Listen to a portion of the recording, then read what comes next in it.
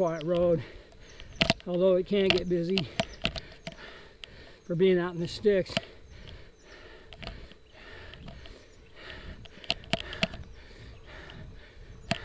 Oh, here's the nut road from hell. Oh my God.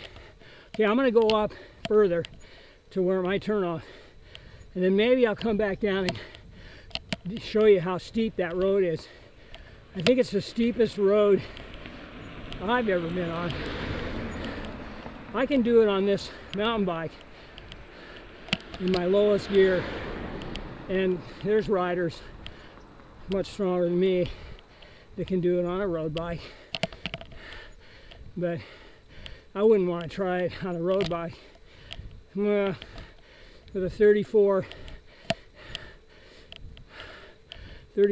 28, and maybe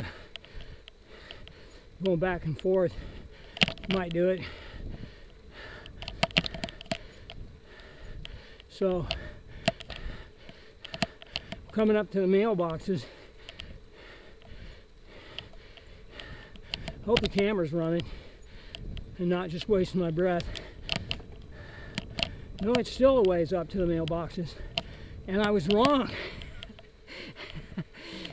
I'm embarrassed. That isn't the steepest road. I'm getting so damn old, it feels like I'm at the end of the road. I'm the only one at the end of the road. But I'll show you that turnoff. It's coming up. I wish that I was up that high. It's after the mailboxes.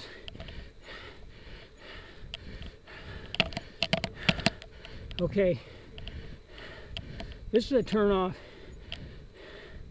and a guy named Omweg used to run up and down this road on a motorcycle.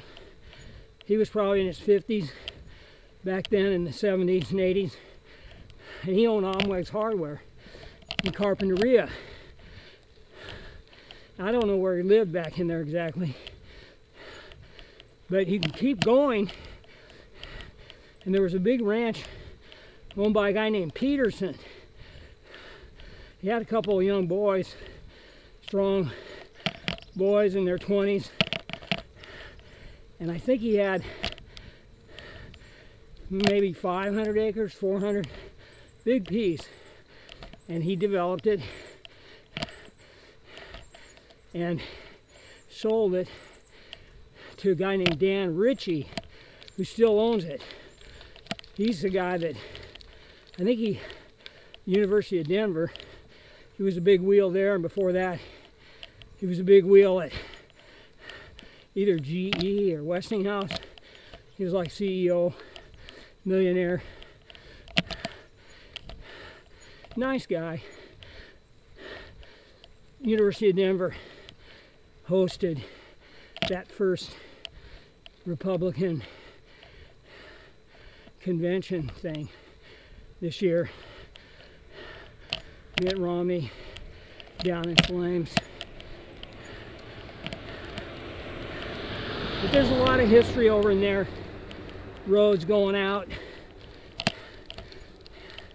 Ritchie had some foremen, a series of foremen in the early years. One of them was a character named Dosh, D-O-S-C-H, I think. Big burly guy. Anyway, I guess the housekeeper showed up. Dosh was laying there in the house. It looked like he was dead. So the caretaker called the cops, and they show up. And they thought he was dead too. And they're checking the crime scene, and suddenly Dave's in going to the toilet. It was kind of like that movie 7. It scared the shit out of everybody. But it looked like some kinky situation there. Yeah, how he ended up that way. Now there's a house. I just always thought it was ugly.